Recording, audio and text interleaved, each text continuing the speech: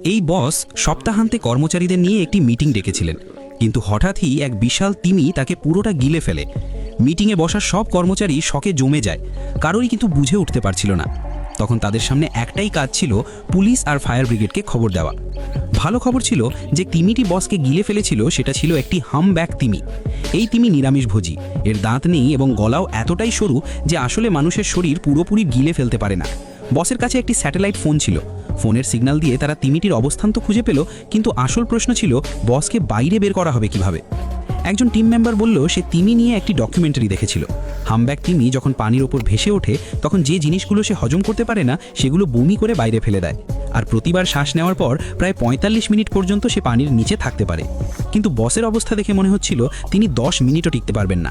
ঠিক তখনই টিম লিডারের মাথায় একটি আইডিয়া এলো। তিমি শব্দের প্রতি খুবই সংবেদনশীল, তাহলে কেন না জোরে শব্দ করে তাকে উপরে আনা যায়।